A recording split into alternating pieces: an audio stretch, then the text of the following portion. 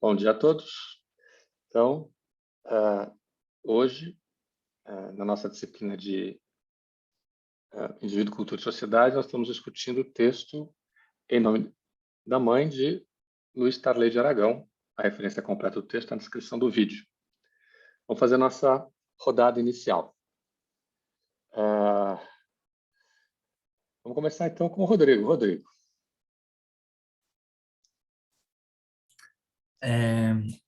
Então, como eu tinha falado, não consegui, né, finalizar a leitura, mas já de começo tem algumas coisas que eu acho muito interessante, né?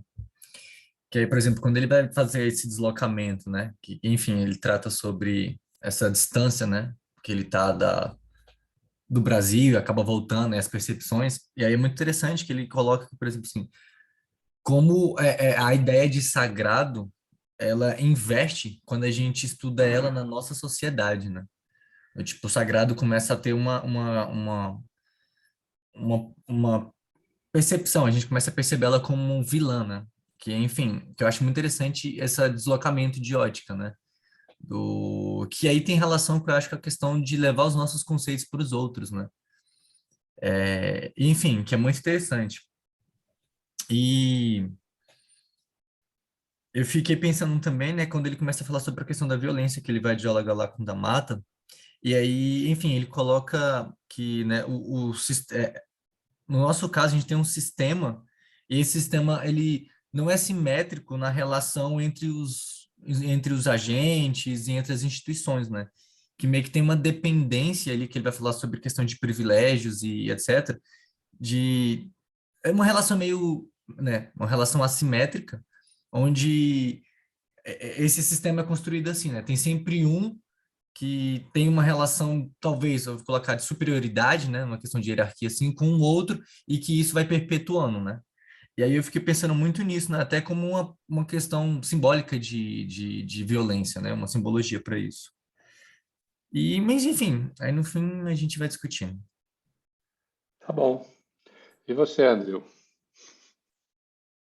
Professor, eu li o texto da última aula e desse aqui. Esse aqui eu comecei, mas ainda não terminei esse. Mas estava achando interessante essa questão aí da relação familiar com a mãe, o fato dele ter pesquisado a relação de poder vindo, né, de uma esfera mais intimista ali dentro de casa, para depois explorar isso para a sociedade. E ele passa também por toda aquela loucura, né, da norma, assim, da lei ser textualmente, né, afirmar uma coisa, mas na prática ela reforça algumas algumas convenções sociais já de hierarquias e tudo mais. E essa ambiguidade em relação aos corpos femininos, né? A questão da sacralidade e, ao mesmo tempo, a falta de valor social, assim. Tá bom. Obrigado, Andrew. E você, Camila? Oh, não, desculpa, Camila. Vamos pular, Camila. Bruno? Bom, esse texto eu gostei bastante, porque ele, ele basicamente pega as dúvidas que eu começava a ter, né, desde algumas semanas com os textos anteriores, que, como eu disse, os autores estavam citando bastante o Mediterrâneo, e aqui eu pude ver essa abordagem mais histórica, né, desse costume da centralização na família, esse costume mediterrâneo, desde tempos antigos. O que me prendeu ainda mais nesse texto, porque eu gosto muito desse tema, dessa abordagem mais histórica, ainda mais quando se trata da antiguidade. E tem várias coisas que eu anotei aqui, mas eu acho que algumas coisas muito interessantes que eu achei, ou pelo menos que me levantaram algumas dúvidas, foi, primeira coisa, né? Quando ele fala do ele vai abordando através da religião romana na época da República, ou pelo menos até mais ou menos ali o fim da República Romana. Ali se trata de uma religião politeísta, né, e tal, que tinha todo aquele culto familiar, mas tem partes. que ele já pula para uma abordagem um pouco diferente da visão que se tinha da mulher, né? Que eu acho que no caso seria os momentos que ele fala que a mulher era vista como uma natureza incontrolável, demoníaca. Eu acho que quando ele usa esses termos, me dá um pouco de incômodo, porque acho que foge um pouco da. Talvez ele pula muito rápido para a concepção, para a percepção do cristianismo. Eu acho que, às vezes, essa noção do demoníaco, da natureza incontrolável, destrutiva, não, eu não tenho muita certeza, mas eu tenho a impressão de que não é muito própria da religião antiga, né? Que se tinha na República Romana. Eu acho que é uma coisa que veio mais tarde no cristianismo. Pelo menos é o que eu acho, né? Outra coisa interessante se trata da honra, né? Quando ele fala que a honra seria a parte mais manipulável da religião. Eu achei algo interessante e talvez senti até um pouco de falta de uma abordagem a mais nessa parte da honra. Talvez, mas acho que dá até para entender, porque a honra seria algo relacionado à sacralidade, né, do lar que se tinha. Eu acho que se traduz mais dessa forma. Bom, por enquanto é isso. Tem algumas outras coisas aqui, mas deixa aí. Ok, obrigado, Bruno. Ok. E você, Letícia? Bom dia. Então, eu achei o texto, eu achei muito interessante a temática. Estou gostando desse final, assim, dessa mais brasilidade, mas eu achei o texto muito complicado ao mesmo tempo. Ele traz muitas referências, né? Ele vai jogando um monte de coisa. E achei muito relação com aquele texto do D'Amato, né, com quem você está falando. E anotei, o que eu achei mais interessante ainda foi as categorias que ele usou, assim, justamente dessa contraposição do sagrado, do profano, da mulher, que era uma coisa que, assim, eu pessoalmente não esperava que ele fosse tratar dessa maneira. E minha contribuição hoje eu acho que é essa. Tá bom, obrigado, Letícia. E você, Rafael?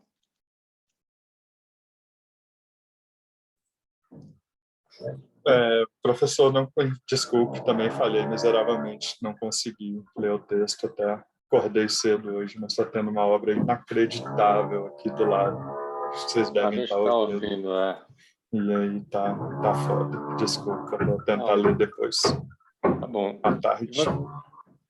Henrique? Eu achei o texto interessante. Eu também aproveitei para reler o da aula passada. Eu acho que a forma como ele trata a questão da violência, tipo, tanto como troca, mas também como, de certa forma, um sacrifício em outros textos, assim, tipo, se alinha muito bem com como que eu estou pensando a violência no meu TCC, né? Então, eu achei bastante interessante, assim. E parece que realmente tem, tipo, quando ele vai falar de controle sexual e de quem exerce o poder, ele demonstra muito bem que tem uma troca bem assimétrica, né, dessa questão da violência, em que aí eu acho que talvez caberia falar de idade, assim, não tenho certeza, mas é como se tivesse uma violência que ela é doada, né, e essa violência estabelece as relações sociais, né, mas eu não, ainda estou desenvolvendo isso, mas é isso.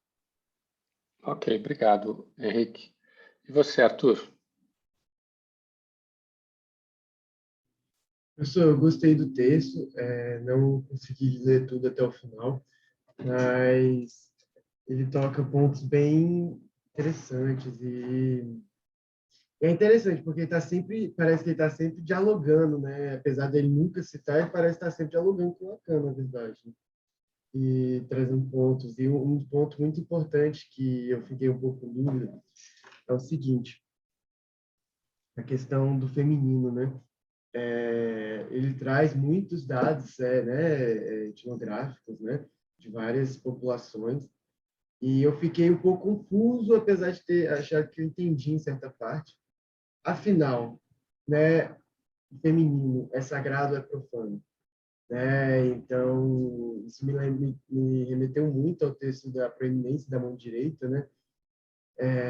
E eu fico pensando, lá naquele texto parece um pouco que tem essa universalidade, né, da mulher como profano. Aqui eu entendi que ele colocou uma roupagem nova. Não é pelo fato do feminino ser profano, mas é porque a cultura tem essa faceta, né, de controle da natureza, né, e o desejo, né, o desejo sexual, um deles, acaba tendo seus limites no tabu, né? E quando a mulher, eu imagino tanto como o homem, entra nos eixos, né, desses tabus sociais, das representações sociais, eles vão de alguma forma se sacralizando, né? Seja a mulher na figura da mãe, da irmã, né? Ou seja, no homem na figura do chefe da casa, né? O que luta pela honra, né?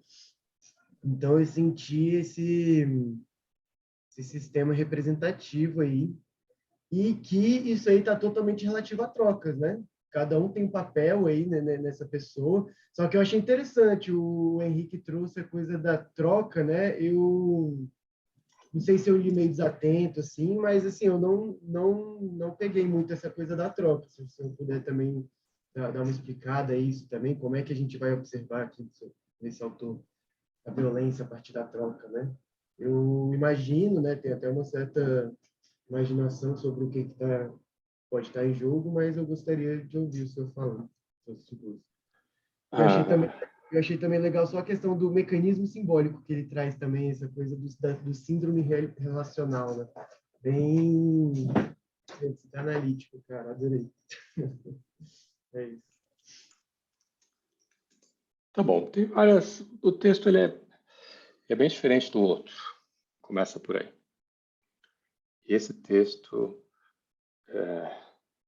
eu já ouvi quem falar, acho que foi a Miriam Gross, falou assim, esse é um clássico do pensamentos, né, nessa área. Então, tem aí algumas coisas que estão ligadas ao outro texto, algumas ideias, como a questão da sexualidade, né, a questão da violência, tá? Mas eles têm configurações muito diferentes. O pensamento Luiz mudou de um texto para outro. Esse vem primeiro, o outro vem depois. E aí, esse texto ele é fruto de um estranhamento inicial. Essa coisa ele vem para o Brasil e estranha, em primeiro lugar. E, em segundo lugar, de uma pesquisa que ele fez com algumas famílias, bem a maneira como ele fez a pesquisa na tese de doutorado. E na anterior, né, na de mestrado mais do que na de doutorado. Que a de mestrado foi sobre parentesco. Então, a de doutorado foi orientada pelo Dumont. Bom, então, o que ele está ele tá aí? Tem duas coisas absolutamente centrais. A primeira é a preeminência da família na constituição da sociedade. E a inexistência de um polo exterior à família que pudesse contrabalançar a sua preeminência, digamos assim. Então, ou seja, ele, na verdade, pega a fórmula da mata e vira de cabeça para baixo. Ou seja, então o que ele vai dizer? Você não tem na rua uma ideologia de tipo individualista funcionando, mas você tem um espaço de anomia, no qual, ou seja, você não tem um conjunto de... O que significa isso? Você não tem um conjunto de valores públicos que estabelecesse uma regra pública na qual você poderia estabelecer relações, por exemplo, de civilidade entre as pessoas. Então, uma revolução francesa, uma declaração dos direitos do homem, uma revolução americana, qualquer coisa que constituísse esse polo público. Então, o que você tem? Você tem a exportação do mundo doméstico ao mundo público. E o mundo doméstico é inapropriado para o mundo público. E aí você tem uma situação que tem a ver com o resto do pensamento dele. Assim, o Luiz ele foi perseguido pela ditadura. Então ele sai do Brasil, não lembro mais quando é que foi, isso foi em 64, 66, uma coisa assim. Não foi 64, não. Ele foi exilado, sem dinheiro. Primeiro ele foi para Inglaterra, depois ele foi para a França. E ele conta que lá na França, quando ele foi renovar o passaporte, a embaixada tomou o passaporte dele e não devolveu. Então a coisa foi meio complicada, né? Para ele. Então ele vê uma transição na cabeça, na observação dele, de Brasil, que com o desenvolvimento econômico acaba rompendo, vamos dizer assim, essa exportação do privado para o público.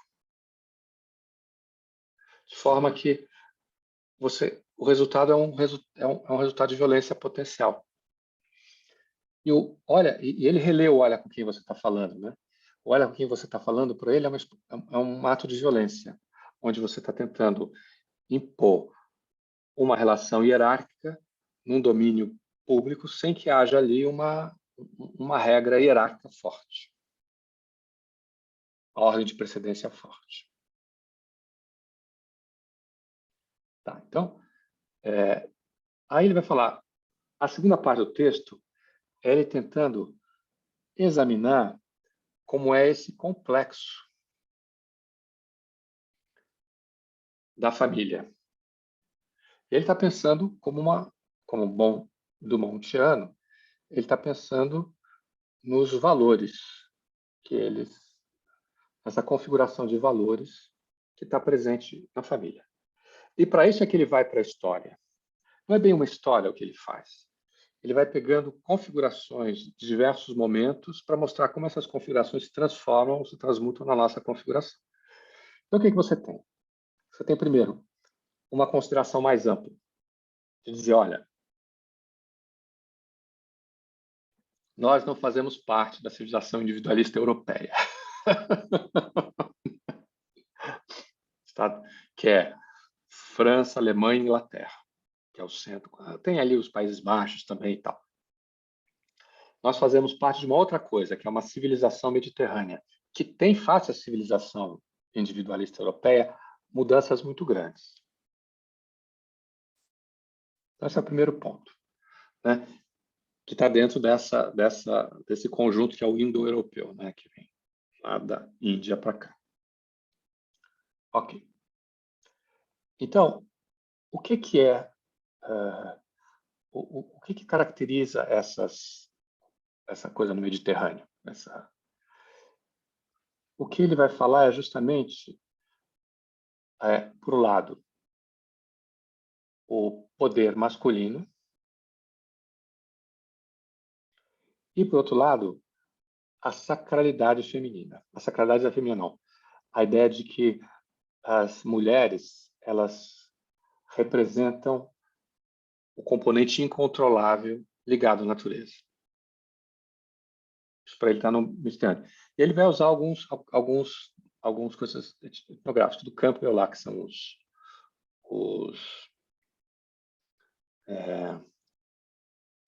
os gregos, né, pastores gregos, outros, os trabalhos do Pete Rivers sobre a Andaluzia, enfim, e outros, né, que estão pensando nessa história da honra mediterrânea. E a honra mediterrânea ela está ligada ao quê? Ela está ligada à mulher.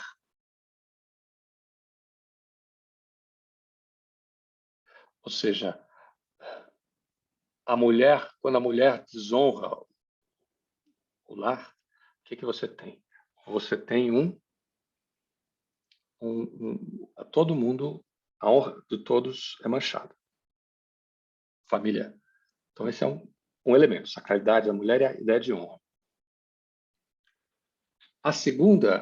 O segundo complexo que ele vai examinar vem de Roma, da família romana, em que ele vai associar duas coisas: a sacralidade do lar com o pátria protestas, o poder paterno.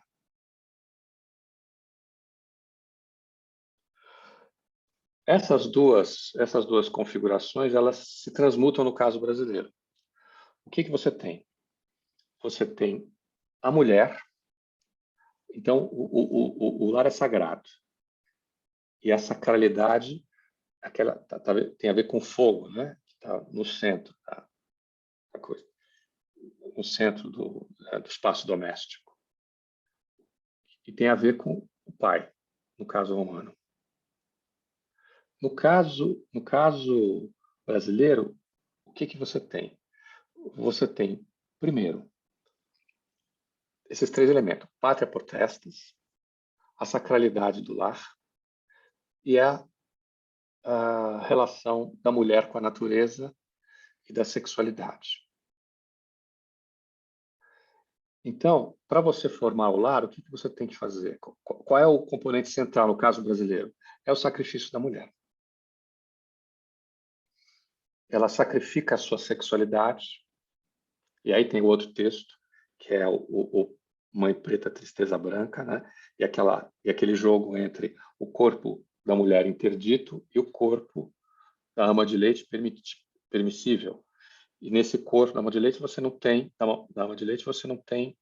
uma regra, e portanto você não tem uma troca, de fato. Não tem regras de troca, você tem o exercício muitas vezes da violência. E de uma regra e de uma reciprocidade que pode acontecer, pode não acontecer, não tem obrigação da reciprocidade, no fundo é isso. O senhor não tem obrigação da reciprocidade com o escravo, né? O escravo que foi a ama de leite. E depois a companheira sexual. Seja isso que, como alguém mencionou, acho que foi a Camila, né? Como isso pode ser uma troca se a escrava não podia dizer não? Não foi isso, Camila?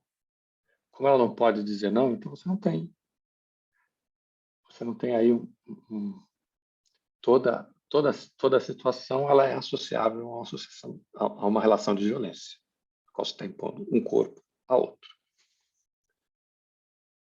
Então, nesse texto, o que ele está falando é o seguinte: no caso brasileiro, você ligar a sacralidade do lar à figura da mãe.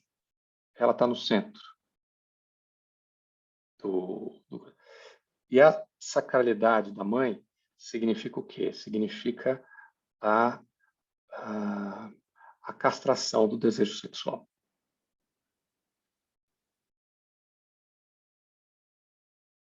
A mãe é uma santa.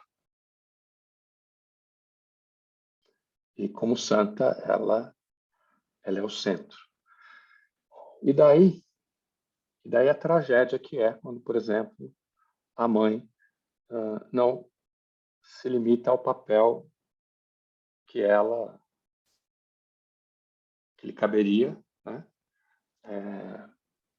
Dentro desse coisa, por exemplo, arranja um amante, resolve se divorciar, enfim, todas aquelas tragédias que tem nas histórias de classe média.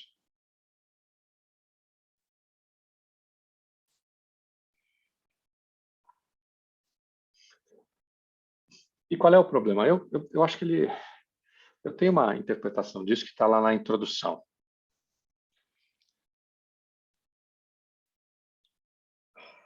Enfim. E aí o que você tem? O que acontece com o poder do pai? O poder do pai, no fundo, a violência do pai, tem a ver o quê? Com a castração da mãe. Com conter a natureza da sexualidade feminina.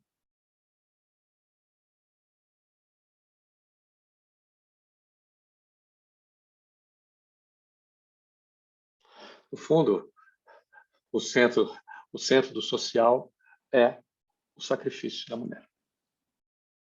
E daí aquela oposição entre a sexualidade, a figura da prostituta e a figura da mãe.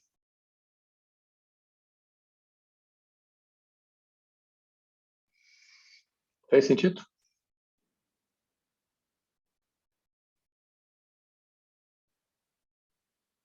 Tá. Daí ele vai dizer o seguinte: bom, como você não tem no polo público uma dimensão, uma regra que seja capaz de contrapor a prevalência do doméstico, o que você tem? Você tem a exportação do doméstico para o coisa, que tem várias facetas. Tem a faceta da cordialidade, por exemplo, que ele vai em algum momento dizer que a cordialidade é isso, né?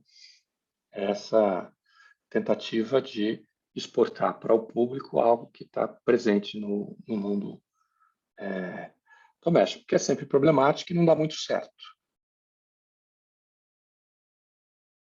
Mas você também tem uma outra exportação, que está lá no final do texto. Quem chegou que ele tem até uma frase bem bonita. Deixa eu recuperar aqui o texto.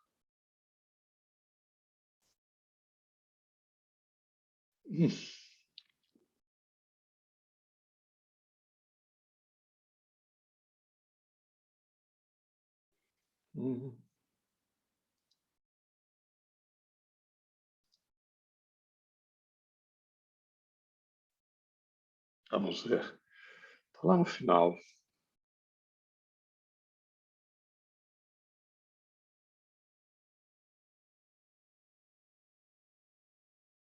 Qual página? Estou procurando aqui, peraí.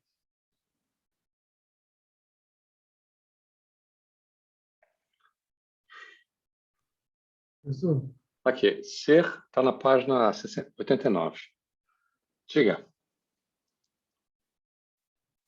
Não, aqui, eu tô pensando aqui, né? Eu acho que a gente seria legal a gente fazer esse trabalho conjunto, assim, e pensando, então, como é que o Luiz, né?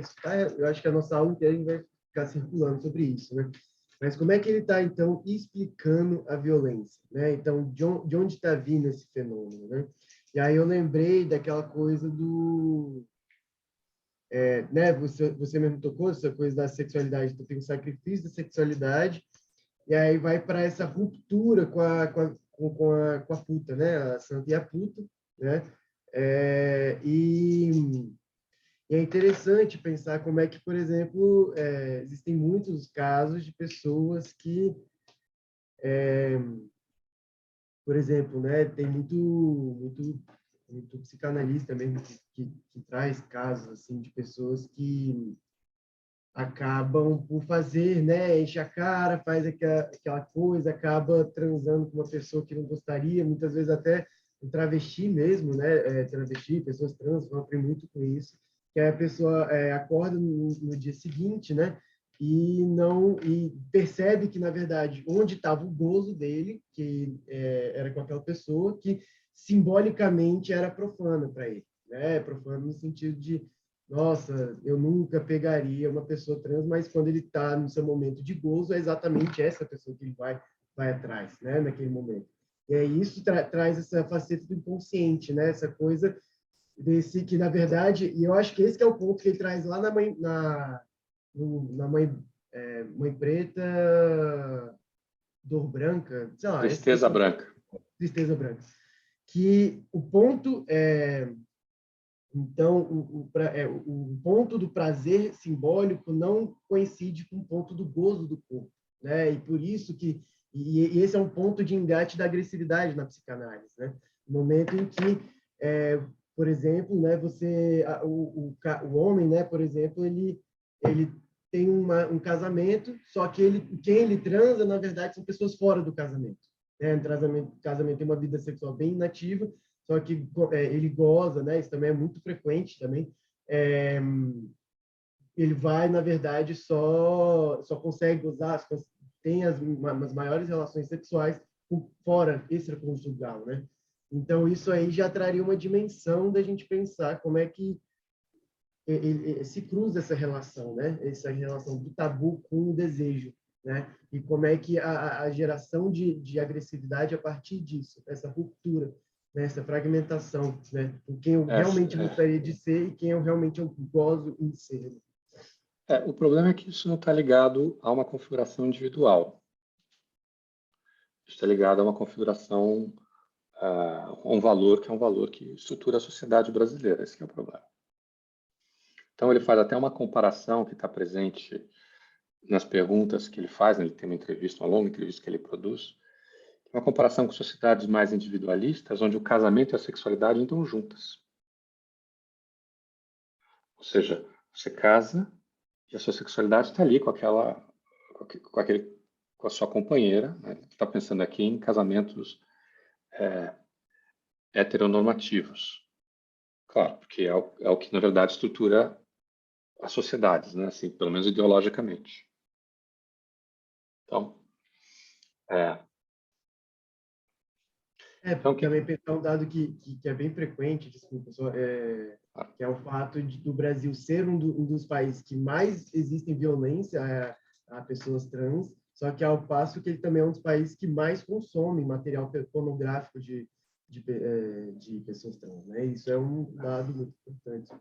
Que tem a ver também, se a gente usar o Luiz, ou melhor, interpretando a partir do Luiz, que tem a ver com essa distinção, essa ruptura entre o corpo permitido, onde está o social, o socialmente admitido, e o corpo, como você mesmo utilizando o Lacan, o gozo, que é o corpo proibido.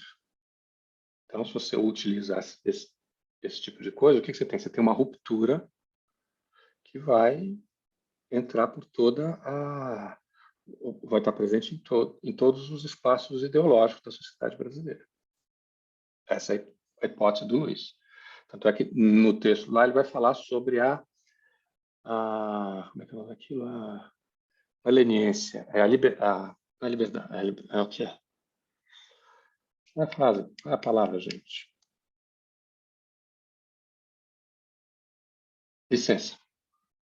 Vai falar da licença. Nesse primeiro texto, o que ele está pensando é uma coisa um pouco diferente. Mas, enfim, é próximo, mas não é a mesma coisa. O que é a violência? É essa falta de regra pública no qual você inclui as pessoas e dá regras de relação.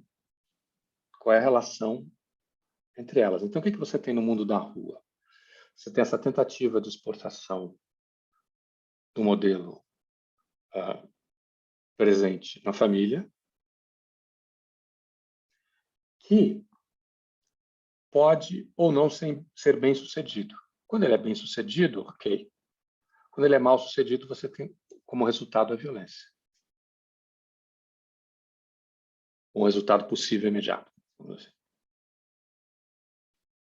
E aí, olha com quem você estava falando passa a ser uma violência simbólica. Em vez de você resolver a coisa, você vai, né, e fala, bate a mão na mesa, né? Para não usar uma outra expressão mais chula.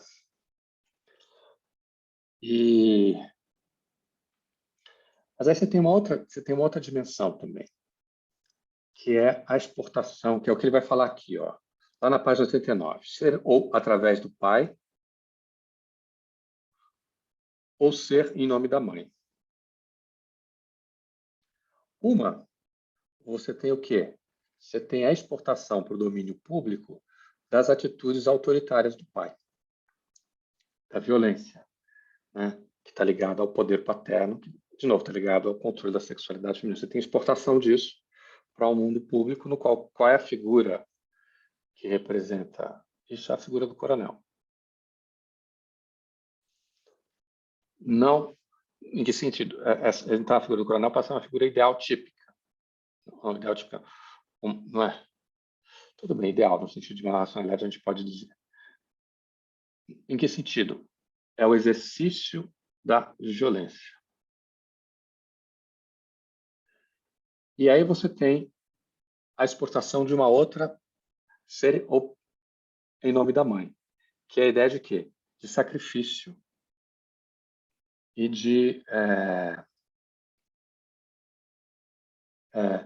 do sagrado, que está ligado ao sagrado e ao sacrifício. Se você for pensar bem, isso está presente até hoje na maneira como a nossa política opera. O político como aquele que tem que se sacrificar pelos outros. No seguinte sentido, eu não tenho interesses, eu faço pelos outros, eu sou a pessoa que penso no todo, não penso em mim, eu sou político com muito sacrifício pessoal, etc, etc, etc. E, por outro lado, a figura autoritária desse político, ele representa também, né? Que é a gente olha para o Congresso, a gente vê um monte de coronéis.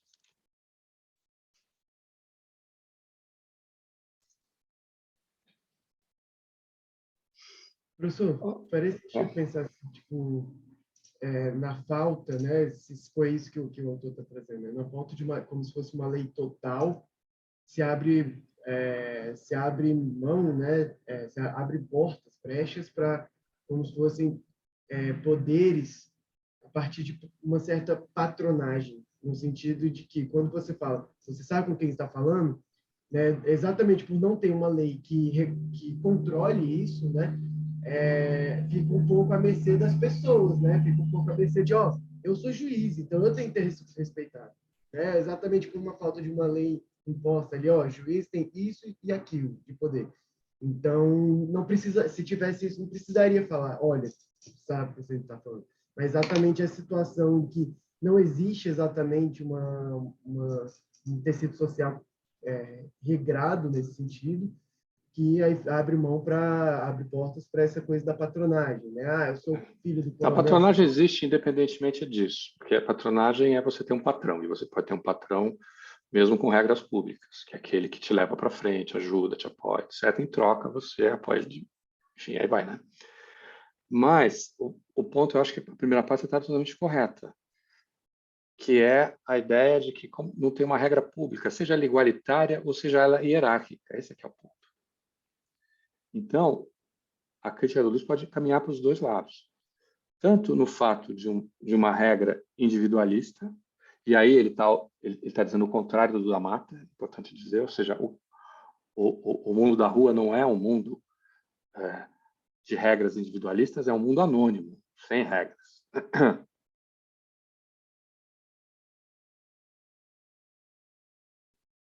Regras nesse sentido, né, de uma regra pública que todo mundo você tem o quê? Você tem a tentativa de exportação desse complexo que está presente no parentesco para o mundo público. E aí, você também... O que seria uma regra hierárquica, né? Seria uma regra que estabeleceria precedência, dizer o seguinte, olha, esse aqui vem primeiro que esse aqui vem primeiro que esse, assim sucessivamente. De forma que cada pessoa tem sua parte no todo. E tem muito clara quais são as relações para cima e para baixo.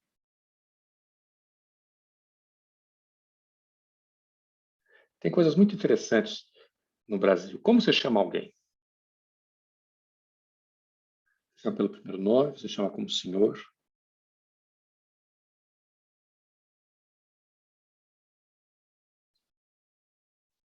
É um dilema, não é? A gente sabe disso. Você chama o cara do posto de gasolina de... Você poderia fazer isso para mim? E ele chamava assim, claro, meu jovem.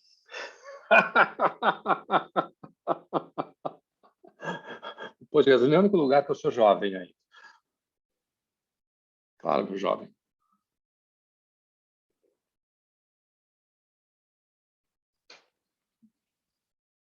Não é o senhor. Professor, em Brasília, então... eu nunca tinha sentido essa questão do dilema, né? Eu chamo as pessoas normalmente do primeiro nome, né? Moço, ou enfim, e você.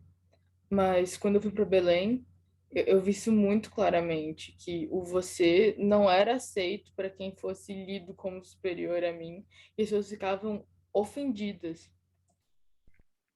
Então, eu não sei porquê, mas eu sinto que Brasília tem alguma flexibilidade em relação a isso que em outros lugares eu não vejo tanto.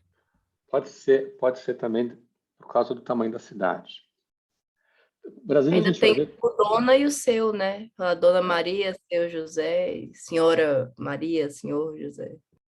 Mas se você for chamar alguém que está acima de você de seu João, ele vai ficar irritado. Tem que ser doutor João.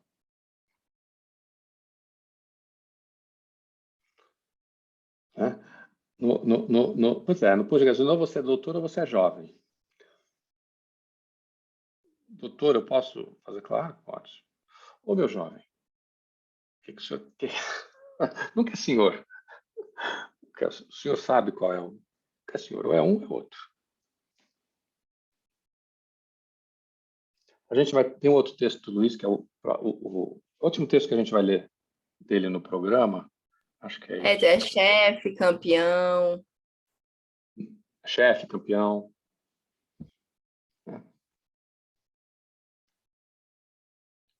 E, por exemplo, outra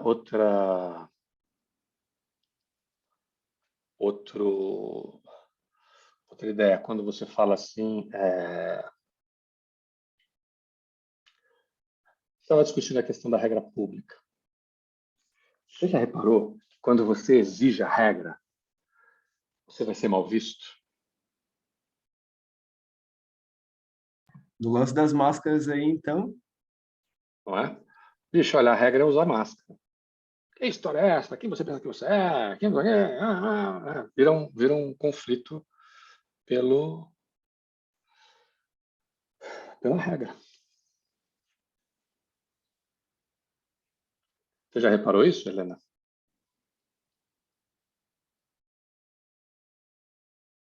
Inclusive, isso que o Andrew falou, aconteceu muito comigo de ver gente sem máscara, chamar atenção e a pessoa não gostar, né? Levantar a voz, enfim. E é muito complicado, né? Porque nessa situação, em outras também, né? Você está colocando a segurança da pessoa em risco, né? Não é uma frescura, como as pessoas tentam fazer parecer. E você vai, por exemplo, você vai no lugar. A melhor maneira de você, você ser bem tratado é você tentar exportar para aquele lugar um tipo de atitude que está presente no doméstico. Oi, meu querido, você vai bem? Será que você podia fazer esse favor para mim? Como você vai?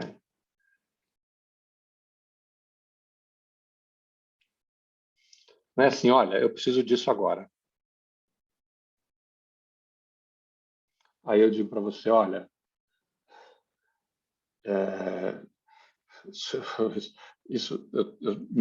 estou desolado, mas não é um problema meu. A regra vai demorar 2 dias. Você fala assim, por favor, você não tem um jeitinho? Tá, vou ver aqui o que eu posso fazer para você. Mas você não, né? Mas quando você exige que a pessoa faça aquilo como algo que ele tem a obrigação, porque ele tem que cumprir a regra, aí a coisa pode degringolar. Vocês já tiveram essa experiência? totalmente. Totalmente, né? Em Então, ambiente de trabalho, isso é muito comum, né? né? Em ambiente de É, trabalho, isso é muito comum. mesmo quando você conhece a pessoa, é obrigação dela, ela não quer fazer. Você tem que pedir com jeitinho. Se você não pede com jeitinho, significa imaginar, transformar aquilo quase numa relação pessoal. E até quando a gente está prestando serviço, a gente quer meio que ser tratado desse jeito também.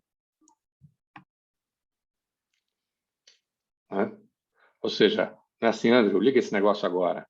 Andrew, você pode ligar, por favor? Outra coisa, né? Pois é outra coisa. A nossa sensibilidade é, né?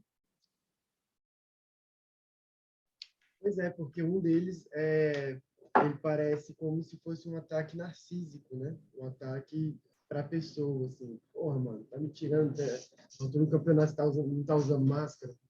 Tipo assim, parece que você tá de alguma forma profanando a imagem dele, falando, ó, como você é burro, estúpido, ignorante, não tá nem aí para mim, para ninguém, para a sociedade. Diferente de falar, ô, meu caro senhor, poderia, por favor, que gente, é diferente, né? E aí é interessante quando a gente pensa aquela coisa desse síndrome relacional, né? Isso aí é baseado numa coisa que na psicanálise é muito já costumeira, que é tipo assim, que aí o Adler vai trazer, que é muito interessante, que o ser humano ele sofre de um complexo de inferioridade, né? Na clínica isso aparece muito forte. Então, quando você parece de alguma forma inferiorizar o outro, a neurose bate. E aí o cara vai se defender e às vezes você nem quis dizer exatamente aquilo, mas a interpretação da outra pessoa foi dessa forma, pareceu que você inferiorizar o outro, aí o outro já arma suas defesas ali, suas resistências, e aí começou a porrada mesmo, simbólica aí. E quando muitas dessas coisas têm a ver com, ou teriam a ver com coisas que pertencem à regra, né? Então, assim, essa não é que a regra pública é ineficaz. Ela não é bem ineficaz, porque às vezes ela é eficaz, às vezes não é. Mas é essa ideia de que a regra pública não deve valer para mim. Ou ela tem que ser relativizada. Ou ela... Ninguém quer se submeter à regra. Ah, mas a regra é essa. Não, mas peraí, não foi bem isso que aconteceu, tem essa ponte e tal. É bem interessante.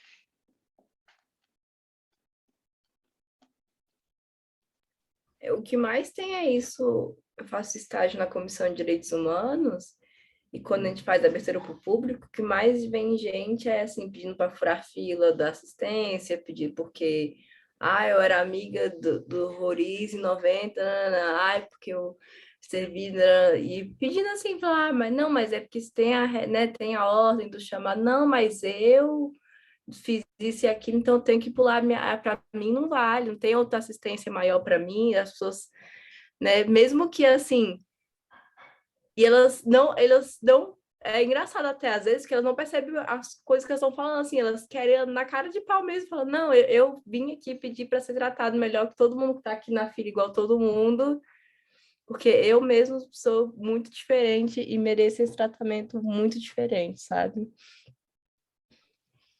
A regra não, aquele negócio, a regra não vai se aplicar a mim igual todo. Eu sei que para todo mundo é assim, mas o meu caso é diferente. Na Comissão dos Direitos Humanos, você falou? Isso. É isso, né?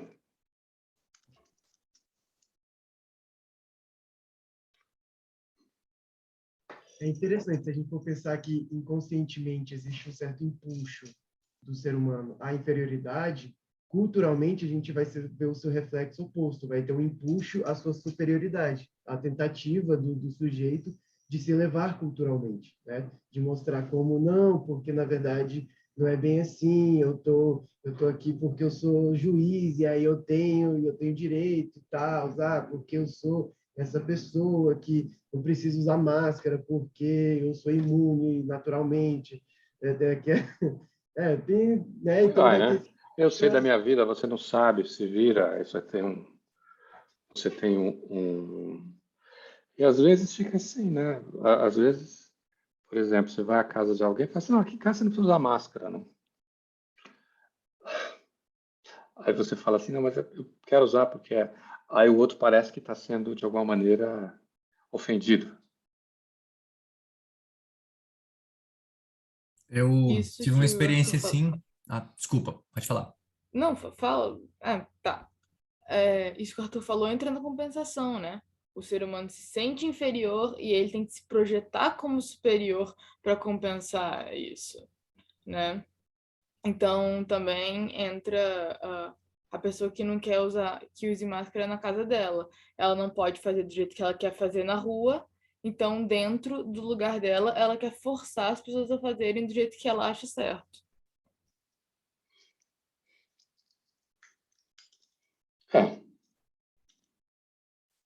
Isso é super interessante. Rodrigo. Acho que era janeiro, começo de janeiro, eu fui visitar uma colega. E aí, enfim, todo o processo, eu cheguei e tal, telefonei, pedi para subir. E aí, quando eu vou entrando no elevador, tinha uma mulher entrando junto, né? Aí tinham dois elevadores, né? O elevador social e de serviço. Aí na hora que ela abre o elevador social, né, tipo, ela vai entrando, aí ela segura a porta para mim, né? Aí eu falo, não precisa se preocupar não, eu vou no de serviço. Ela, não, mas por quê? Aí eu falei, não, tem uma questão sanitária, né? Então acho que assim, não tem por que a gente subir junto se tem dois elevadores. Assim, tudo bem que somos só duas pessoas, mas não tem por quê. Ela virou para mim, ela fechou a cara muito esquisito, né? Aí eu falei assim, você tá dizendo o quê? Que eu sou doente? Aí eu ri, eu falei, não, eu tô dizendo que se eu fizer isso, diminui a chance da gente ficar doente. Aí ela disse, não, mas eu não tô doente, não. Eu acho isso desrespeitoso. Aí eu falei, não, tudo bem, mas eu prefiro não subir. Enfim, se a senhora não se importa, tudo bem. Ótimo, mas eu vou pegar o outro elevador. Aí ela pegou, fechou a porta e ficou tipo, me olhando pela janelinha da Com porta do olhos elevador. raivosos, né? Aí eu fiquei tipo, gente, que loucura, mas é exatamente isso, né? E também vem muito desse lugar acho que a Ariana acabou de falar, né? De preservar a autoridade, né? Tipo, a gente tem muito uma noção de autoritarismo assim muito forte. Do tipo, se a lei tá dizendo uma coisa, eu quero ver mandar na minha casa. Então, né? É. Bruno, o que você acha, Bruno?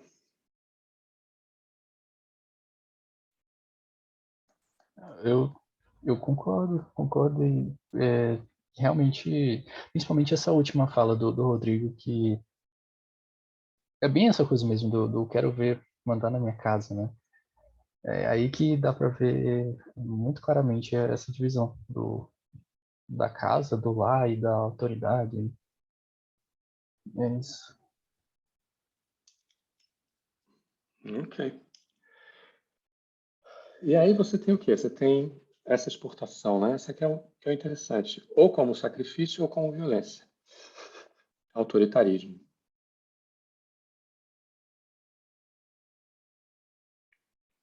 E uma combinação mal organizada dos dois, né? E o ponto todo, e o segundo ponto, é que essa exportação, ela é uma exportação mal sucedida. Por quê? Porque essa é a regra que vale no doméstico exportada para o público, na qual ela é inapropriada para essa dimensão.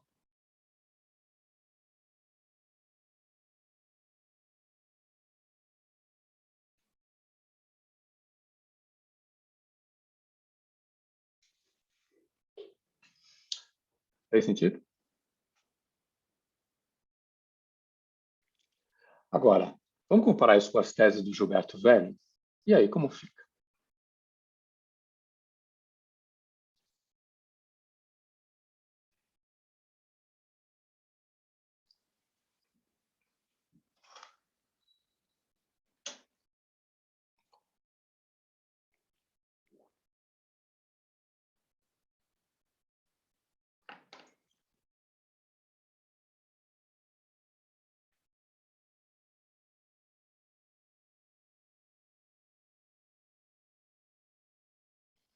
Bom, talvez a primeira coisa que a gente possa fazer é tentar pensar como que como que o Gilberto Velho está pensando essas coisas.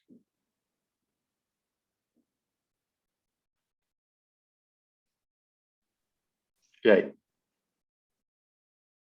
Professor, eu vejo isso tudo no sentido do prestígio, sabe? Eu acho que o prestígio, ele parece estar, o prestígio social, né, ele parece estar na base disso tudo, né?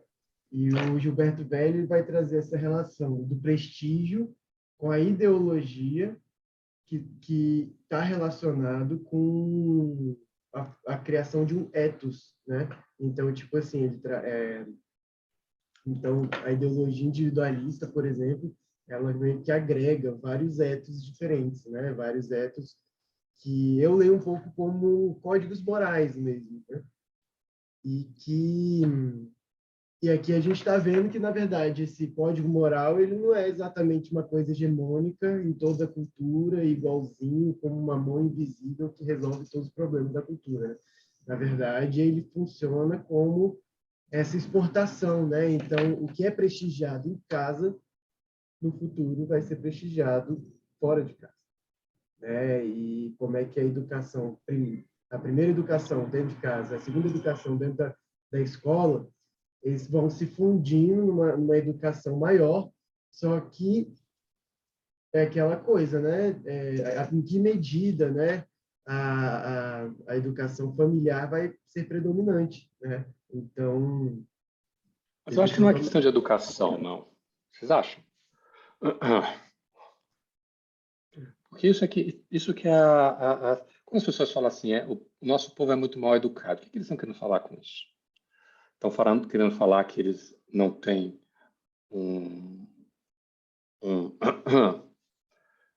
uma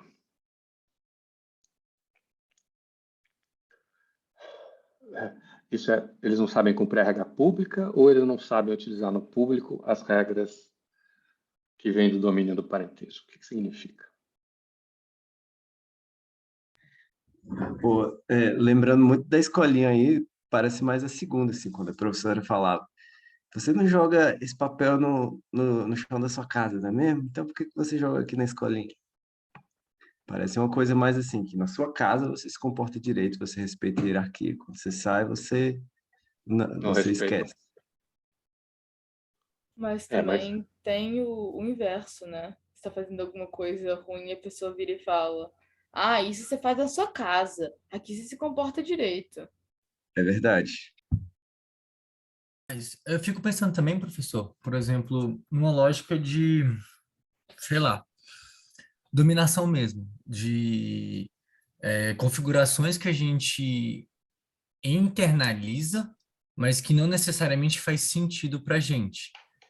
Então, por exemplo, a ideia de falar que nós não temos educação, nós somos educados, eu acho que vai um pouco nesse sentido também, de ter normas que não fazem sentido para a gente, mas que a gente internaliza por uma questão, sei lá, de universalismos. dá um exemplo. E vamos pegar o exemplo, por exemplo, dessa questão da prática do público e privado, né? Por exemplo, essa questão de familiaridade, por exemplo, entende? Do tipo, essa sei lá, uma ideia de um direito administrativo super rígido e super centrado e que as coisas são muito bem delimitadas e etc e tal. E ainda a gente vai um pouco mais para longe, por exemplo, a gente não tem essa tradição tão forte e a gente também não tem tanto polidez para esconder as coisas, né? Porque, por exemplo, a gente vai falar, até um ponto muito interessante que no começo do texto eu lembrei de uma amiga minha que foi morar fora, passou 6 anos, enfim, contexto, eu moro na Asa Sul, ela mora aqui pertinho, e aí ela voltou de viagem, a gente estava caminhando, e aí, tipo, do nada ela tava mexendo no celular, aí ela, do nada, se assustou e falou, meu Deus, eu tenho que guardar o celular, senão eu vou ser roubada. Aí eu ri, aí eu falei, tipo, amiga, tá tudo bem? Do tipo, como assim? Ah, não, porque no Brasil você é roubada a cada segundo. Aí eu ri, eu falei, tipo, você lembra que você saiu do Brasil para ir para fora? Tipo, você conhece a realidade? Ela, sim. Eu falei, tipo, você sabe onde a gente tá? Tipo, a gente tá localizado, você morava aqui. Tipo, quando você morou aqui antes de ir para lá, você era assaltada a cada instante? Aí ela, não, mas é violento, né? Aí eu falei, tipo, você nunca viu nenhum caso de violência, tipo, lá onde você estava morando? Ela, eu vi. Eu falei, então, tipo, qual é a relação? Mas, tipo, nessa ideia da gente comprar, entendeu? Certas ideias e... não sei como é que eu posso dar o nome. Mas, enfim, a gente cria... A gente tem configurações de que a gente, de fato, é desordeiro e que a gente é muito bagunceiro e que a gente não tem educação. Só que eu acho que é muito mais uma questão de popularizar e não tentar esconder tanto essas coisas também. Que aí, não sei, aí entra num pouco... Não sei. Mas, enfim, eu estava pensando em alguma coisa nesse sentido. Que entra um pouco naquela questão da síndrome de vira-lata também, né? Que, tipo, aí tem relação com a questão da cordialidade também, etc. Mas eu penso nesse sentido. Ok, mas... Que, ok. Mas e o Gilberto Velho, gente?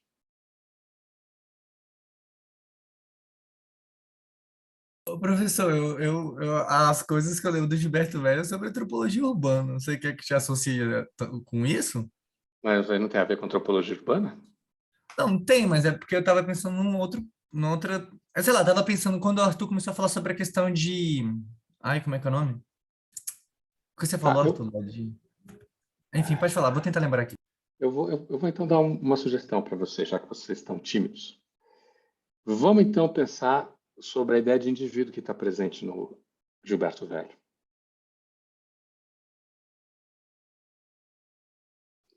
Como é que isso se relaciona com essas teorias que tem aqui no Luiz?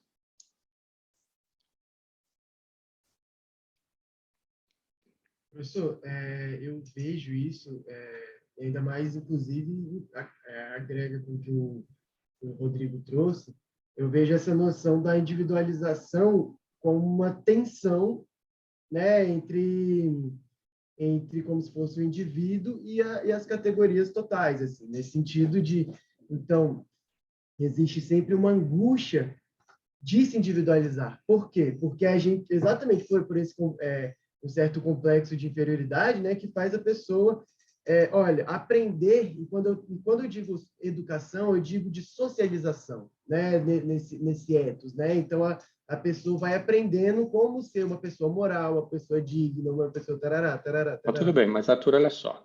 Quando você fala aprender, todas essas coisas são aprendidas. Você utilizar, você sabe com quem está falando, você aprende também. Você É uma forma aprende, de mostrar o seu conhecimento também. O seu você, conhecimento de juízo. como a Letícia, as pessoas, as moças que queriam, ou as pessoas que queriam ultrapassar a fila, no caso lá da Letícia, que a Letícia estava falando, que conhecia o Roriz em 1900 e bolinha, né? Não foi bolinha, né? Foi mais, enfim, não importa. Isso foi uma coisa que ele inventou. Então, a nossa socialização, ela no fundo, o que ela faz? Ela reproduz uma estrutura que já está presente, com as suas próprias contradições.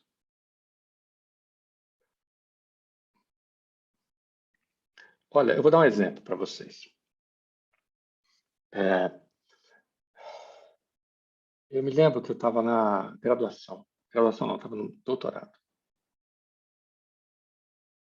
E aí, estávamos discutindo, eu tinha um incômodo, que era o incômodo que tinha a ver com a passagem direta do mestrado para o doutorado. Então, alguns alunos conseguiam fazer isso, outros não conseguiam. Passagem direta significa que ele fazia uma prova, mas não estava junto com todas as outras provas, não era o concurso de doutorado. E aí, isso causou um mal-estar lá nas catacumbas, porque as pessoas estavam argumentando, olha, isso não não, isso não pode e tal. Aí eu perguntei assim, eu estava com dificuldade de entender, eu falei, então você está dizendo que você não está contra, você está dizendo que tem que ter uma regra que seja valha para todos, uma regra universalizável.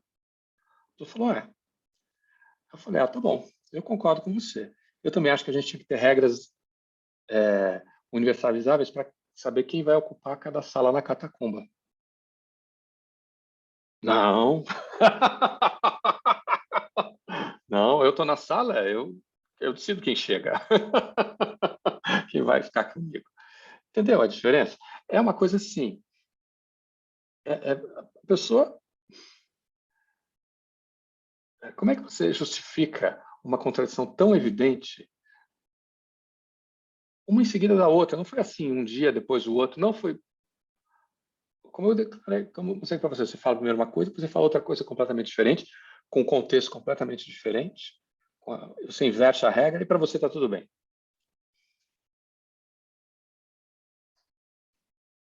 Vocês nunca tiveram essa experiência?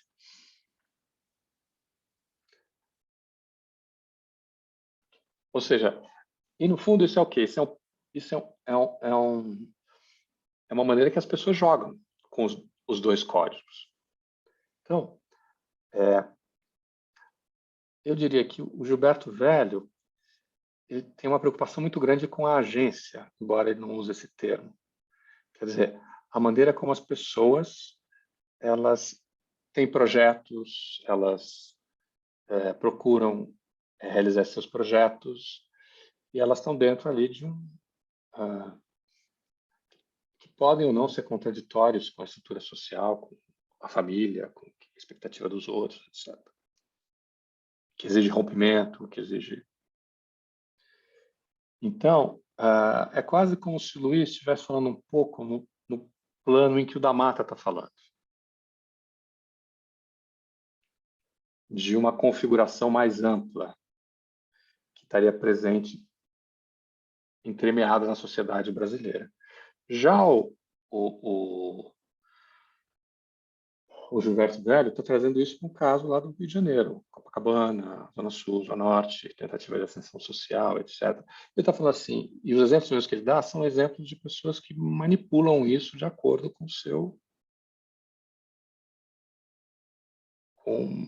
a agência, o que eles querem fazer, o que eles querem conseguir, como é que está, etc. Agora, tem uma dimensão, tem duas dimensões que eu acho que são importantes aí. Uma que tem uma semelhança profunda, que é a importância da família, nos dois casos. E acho que a importância também da residência, né, professor? Que, tipo, acho que é uma coisa mais importante, não é nem a ideia da família em si, né, a estrutura como a gente conhece, mas algo que remeta a ela, por exemplo. Aí, por exemplo, o lugar dos microapartamentos, né, que a galera aluga por preço absurdo, só para dizer que mora aonde, por exemplo, Em uma família bem Copacabana, estruturada moraria. claro. Que tem a ver com a questão de prestígio, né?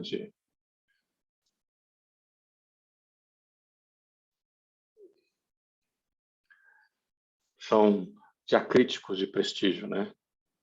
Então, onde você mora? Mora em Copacabana. Ah, sim. Então. Mora na Tijuca. Tijuca. Eu gosto da Tijuca, eu acho um lugar bem legal. Fiquei lá muitas vezes.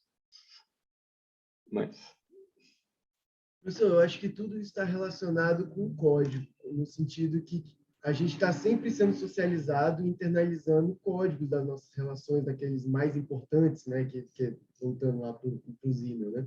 E a gente está sempre internalizando esses códigos, pegando pedaços, né, de outras pessoas, desses mais importantes para a gente, e dotando como verdade, né? Dotando que o certo é usar ou não a máscara, o certo é eu poder ir ou não para um bar à noite, o certo é eu fazer isso, fazer aquilo, ou ir para Lapa, ou ir para Tijuca, ou ir para o Leblon. Tudo isso a gente que vai elucubrando, né, a partir das nossas socializações, né?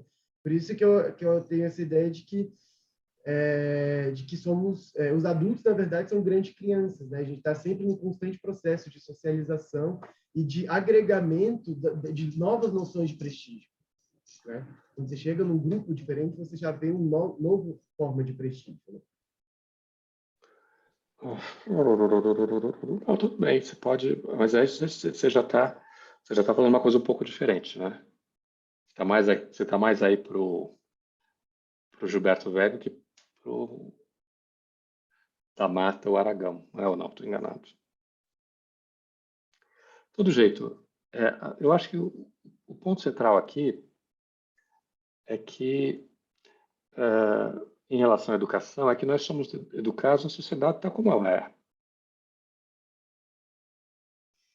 E nós aprendemos essas coisas. Então, nós aprendemos, por exemplo, que a pessoa fala uma coisa da regra, mas faz outra.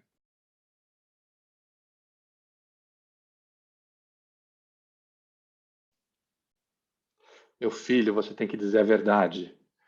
Olha, olha, olha, dona Sônia, estão ligando aqui para você da... Estão ligando aqui para você de coisa. Diz que eu não tô.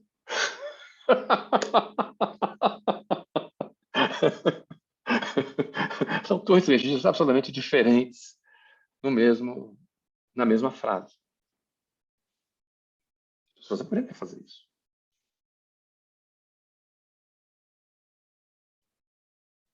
Eu acho interessante, professor, pensar nisso, porque, por exemplo, quando ele coloca lá no começo a oposição e a ideia de sagrado e profano, né, e que a gente, quando olha para o nosso, em teoria, sagrado, com uma lente crítica, assim, a gente realmente começa a estudar e não só absorver como as coisas são apresentadas, mas penetrar nelas, a gente começa a ver o sagrado como vilão, né, que ele coloca.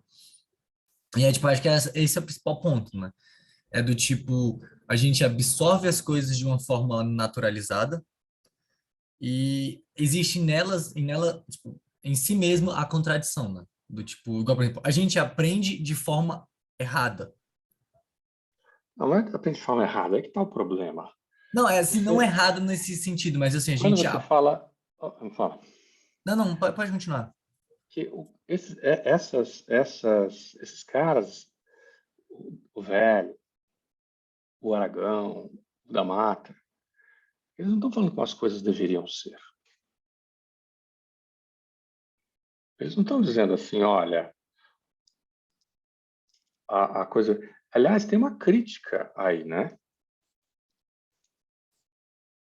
Tem uma crítica bem Até porque se importante. fosse no dever ser, segundo uma tradição, igual que a gente coloca uma tradição cristã, por exemplo, ok, as contradições são naturais, né? E aí esse é o ponto, acho que tipo, não é o dever ser, mas o é que é complicado demais, né? É que você tem uma separação entre fato e valor aí no coisa, né? Você, nessa tradição que o Luiz está colocando, você tem uma junção dessas duas coisas. O fato já contém o valor de alguma maneira. Como, por exemplo, a mãe. A mãe não é só progenitora, ela tem um caráter sacrifício e está ligada à sacralidade do lar. Okay?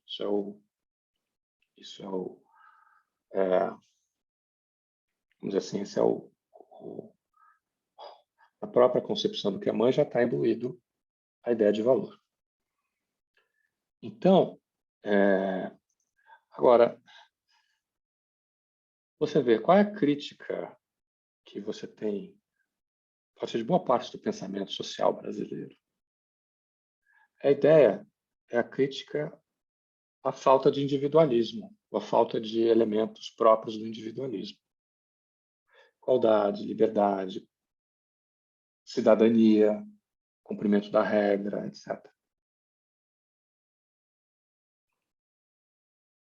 Mas, ao mesmo tempo, quando você vai perguntar para as mesmas pessoas que estão falando essas coisas, eles vão falar assim, mas por que você acha aquilo? Por que você acha que tem que ser o político? O político tem que representar o todo. Ele não pode representar os interesses dele. Repara como essas duas coisas são contraditórias? Pega o Luiz. O que é o mundo público? Está escrito no texto. É um mundo de interesse. É um mundo onde você tem conflito por bens escassos. Você também pode ter na família, mas você tem um conflito por posições, ideias, ocupação de espaço, dinheiro. Aí vai, né? Tem está presente em todas as dimensões das pessoas. É uma sociedade de interesses que são são pensados como intrinsecamente corruptos quando estão colocados na política. Vocês nunca ouviram aquelas frases? O Brasil problema do Brasil é que todos os políticos só querem saber do seu. É que, em vez de eles pensarem nos interesses, nos interesses de todo mundo, eles ficam pensando só no interesse de uma meia dúzia de que eles...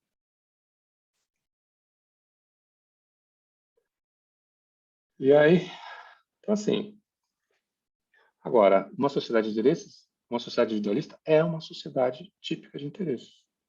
E se você pensa nos dois, igualdade e liberdade, o que você está pensando?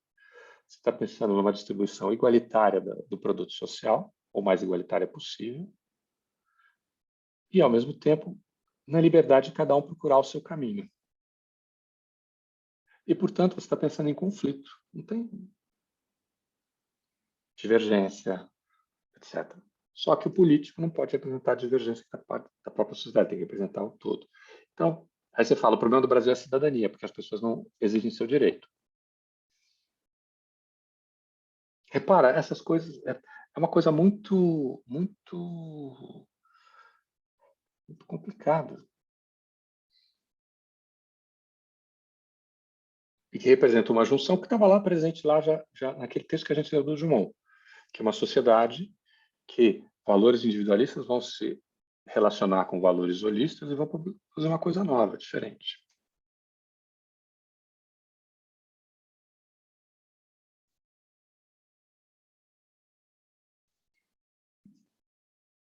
Está presente no da Mata também, quando a regra pessoal ela vale mais que a regra universalizante. A relação pessoal, a ética pessoal vale mais que a regra universalizante.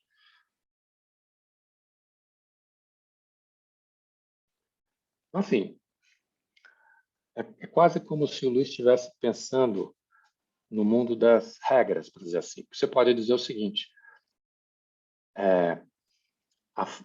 pode ser até meio contraditório, mas a falta de uma regra pública, ou não obedecer à regra pública conforme as circunstâncias, faz parte das regras de sociabilidade.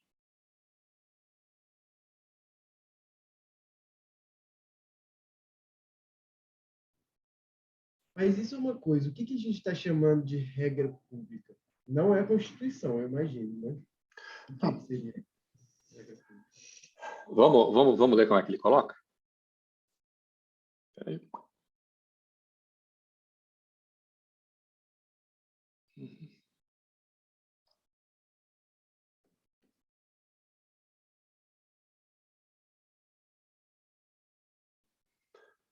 Tá.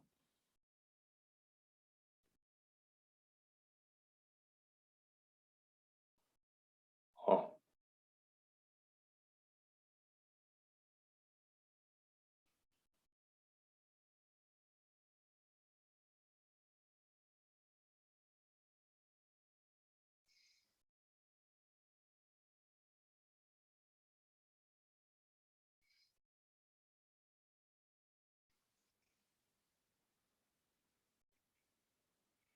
Está lá no começo.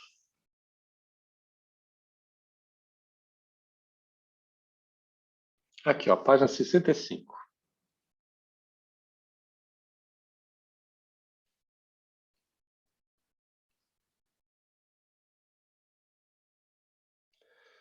Deixa eu compartilhar com vocês. Espera só um instantinho.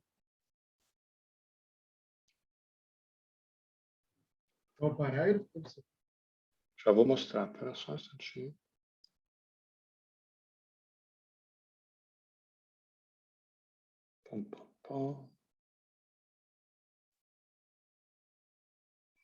Você vê para a gente, Arthur, esse aqui, ó, o parágrafo começa aqui, ó.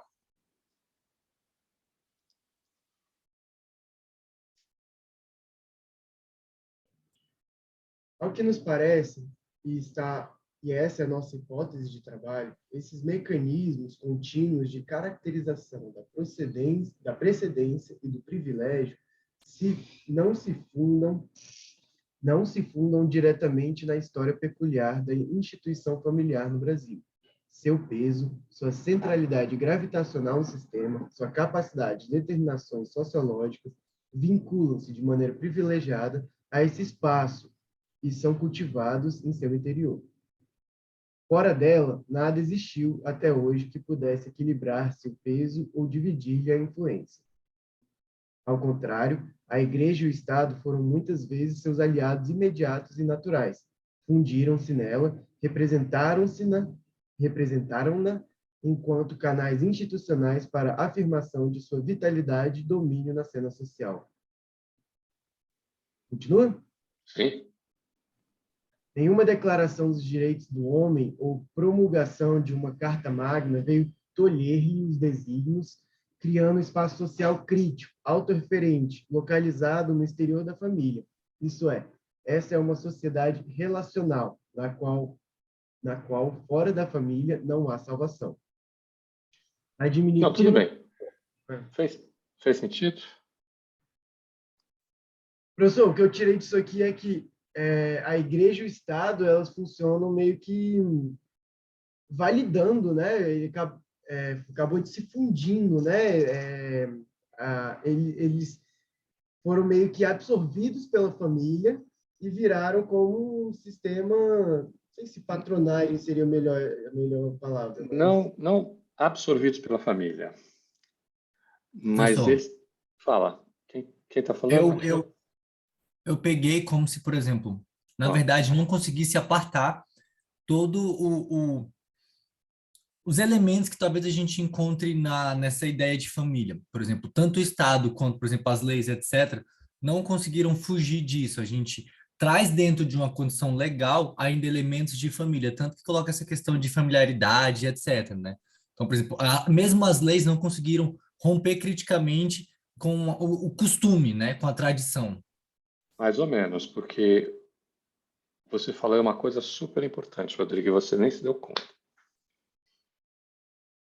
O que são as leis de uma sociedade? Tá, O que é norma jurídica? Você entendeu, né? Então explica para as pessoas que elas não pegaram Tá, ó, pelo que eu vi, eu já coloco, mas é porque as leis são exatamente isso, né? São as cristalizações das tradições. isso. São, Ou então, por seja, exemplo, assim, o que você... Mesmo quando você põe um código, o que você está colocando no código? Você está colocando aquilo... Você está representando uma linguagem artificial que quase constitui um mundo diferente, alguma coisa que é essencial para a realidade social na qual você está vivendo. Você já leu Dworkin, Rodrigo? professor, não me recordo. Então você não leu. É a ideia de integridade. Mas então, esqueça. É quase você representasse alguma coisa que está presente na sociedade, que tem uma relação orgânica com essa sociedade, embora expressa numa linguagem que cria um mundo diferente. Ok. Mas você cria um mundo diferente para melhor representar aquilo que está presente na sociedade. O que as nossas leis são? Aí essa é a minha hipótese de trabalho. Eu já mandei para vocês esse texto, Tradição de Direito e Política.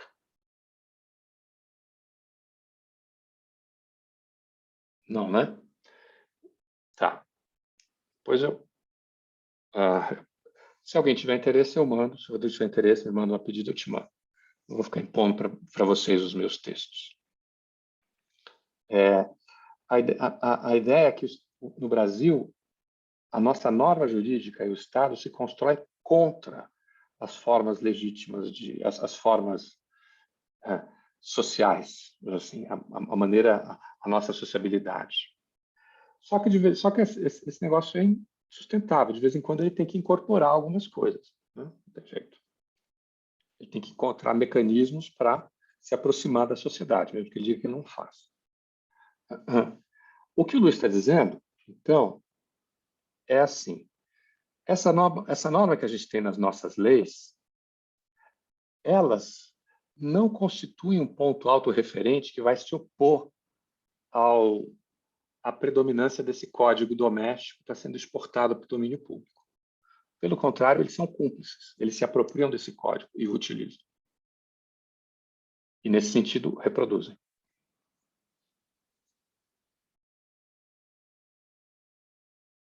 Quem que é, professor, que faz isso? Faz o quê? Essa apropriação e reprodução do código que você falou? Estado e igreja. Está escrito aqui, ó. Uhum. Ao contrário, a igreja e o Estado foram muitas vezes seus aliados imediatos e naturais, fundiram-se nela. Apresentaram-se enquanto canais adicionais para a afirmação da sua vitória e domínio na cena social. É quase como se o Estado e a Igreja fossem tomados por esse código, essa tentativa de exportação desse código que é inapropriado, né? De novo. Professor, eles são tomados ou eles tomam? Aí você pode usar as duas ideias, eu acho. Uhum.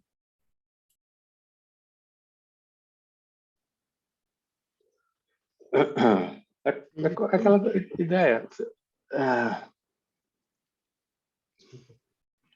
Você pega, por exemplo, tem um negócio. Você vai ao YouTube, tem o que eles chamam Masterclass. Vocês já ouviram isso? Você tem gente falando, dando aulas, né? Você se inscreve lá e você vê as aulas dessas pessoas. Uma delas era o Bill Clinton. Eu não vi a aula, só vi a propaganda dele. Ele fala assim, se você pergunta se você me perguntar como é que você faz para ser político e tal, você tem que ter a sua ideia. E você tem que lutar por ela. Como faz política no Brasil? É através de uma ideia que você tem que lutar por ela?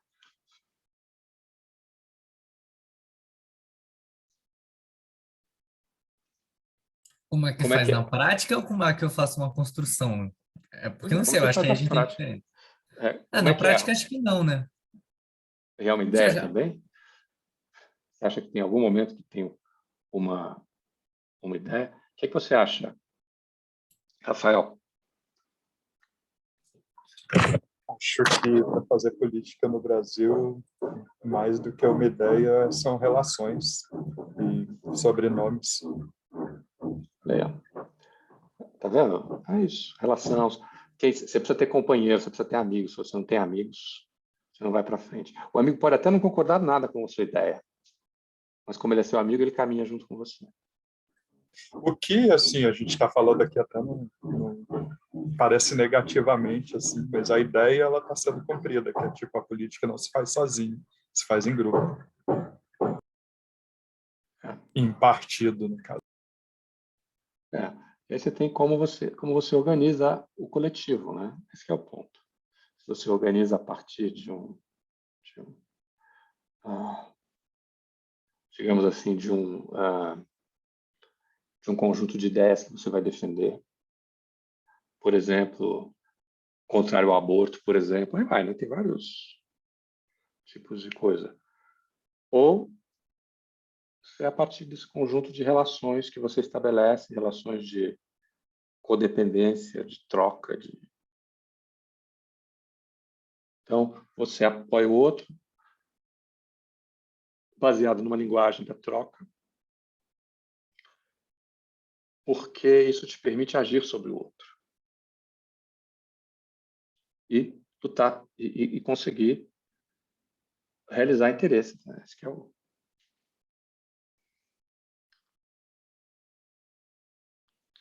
Bom, vamos fazer uma última rodada e a gente encerra? Então, vamos lá. Henrique, comentários. Pô, eu acho que nem lá a política é feita por uma ideia que você vai defender, assim, mas pô, sobre o texto, assim, e sobre a discussão, eu acho que não tenho muito a acrescentar, não. Mas, só isso. Tá bom. Camila. Professor, não tenho nada a acrescentar, não. Eu gostei bastante da aula, assim, das discussões. Eu vou ler o texto e vou mandar o chamamento. Tá bom. Bruno. Também em cima dos comentários, até porque eu acho que a discussão pegou nos pontos, acho que bem esclarecedores já, né? Não sei se dá para acrescentar mais. Tem vários pontos do texto aqui que eu achei muito interessantes, mas eu acho que nem já foram ultrapassados há muito tempo, então. Mas foi bom. Ok, obrigado, Bruno. André, e você?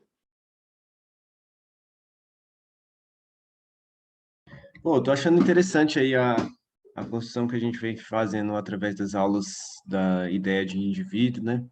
Sua relação com cultura e com sociedade. Acho que esse texto é bem bacana. Acho que eu vou basear bastante nele para produzir o texto final. E é isso aí. Legal. E você, Helena, quer fazer algum comentário?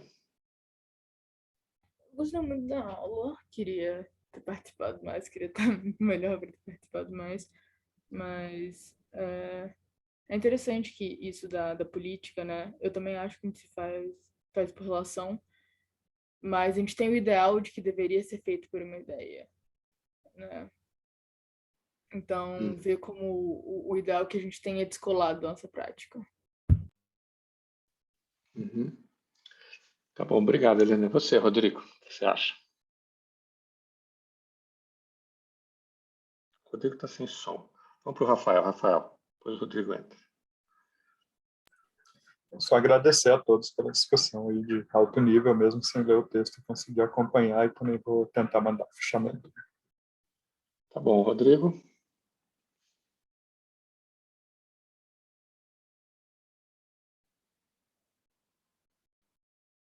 Rodrigo está travando. Arthur. Duas coisas rapidinho. Agora eu estava voltando, né, a esse fragmento que a gente estava lendo. A palavra que o Luiz fala, né, a igreja e o Estado, eles fundiram-se nesse espaço da família, né, de alguma forma, representando como canais institucionais para a fundamentação de sua vitalidade no domínio da ação social. E isso me lembrou uma entrevista com Safatli, Vladimir Safatli, falando sobre o Franz Fanon. E o Vladimir, ele coloca como é que o Estado, na verdade, ele funciona como um suporte simbólico da autoridade da família, né? Então, o pai e a mãe na nação social acaba se fundando, né, a partir da força simbólica do Estado para legitimar o seu poderio dentro da família, né, de alguma forma.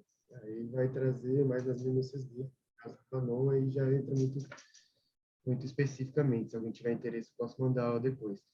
Mas, e uma dúvida, como é que é esse negócio de fichamento aí, gente? Eu acho que eu tô meio perdido, velho. Foi mal. Preciso fazer. Se você perdeu a aula, você pode ganhar a presença fazendo um relato da aula, que está no YouTube, ou fazendo um fichamento. Aí você decide o que você quer fazer. Mas quem já está aqui não precisaria, né? Não. Só você que é exceção. Para você, se tiver o fichamento na minha mesa segunda-feira. Vamos lá, Rodrigo. Desculpa, porque tinha travado, caiu, voltou e tava uma bagunça aqui. Mas eu fico assim, é interessante, porque depois, por exemplo, quando você faz a pergunta sobre se a política se faz com uma ideia, né? E aí, enfim, o Rafael até responde que não, tipo, inclusive isso é importante, porque a política se constrói com relação.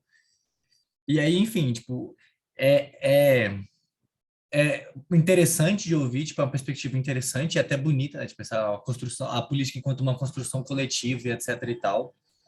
Só que, ao mesmo tempo, por exemplo, a gente tem a perspectiva dessa questão de trazer para o público a noção de família. E aí, por exemplo, como você estuda a questão da política no Congresso Nacional, por exemplo, é muito fácil perceber as famílias dentro do Congresso Nacional, né? Tipo assim, e a tradição. E aí, enfim, é até uma coisa que é legal depois da gente conversar sobre essa questão dessa ideia de família dentro da estrutura pública mesmo, né? Por exemplo, dentro do Congresso Nacional, que eu acho que é bem interessante. De pai elegendo filho, o filho elegendo neto, e aí, enfim, aí toda essa relação que você falou também da questão da amizade, né? E aí, tipo, a gente passa isso um pouco para o âmbito da família, que é um pouco mais, acho que mais denso, por assim dizer, por mais que eu não concorde, eu ajudo de alguma maneira, da forma que eu puder, porque é família, né? Então, tipo, tem essa noção muito mais profunda, que aí, não sei, eu acho bem interessante. Mas, no geral, eu queria agradecer também. As aulas são sempre muito boas. Ou aquela, você está votando no impeachment e está falando pela minha família, pelos meus... Então, né? Então, é uma linguagem que não faz sentido de uma certa perspectiva, mas faz todo sentido de outra. Não faz sentido se você pensa política como aquele é um domínio público, onde estão as regras, estava em jogo, ali é outra coisa. Era saber se ela tinha violado ou não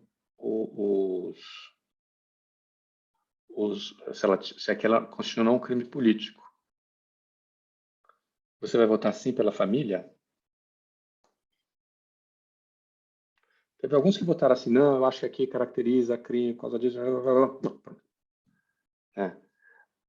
Outros não, pela família, pelos meus pais, pelo meu filho que está nascendo. Teve um cara que até levou o filho para ficar do lado dele na hora dele votar.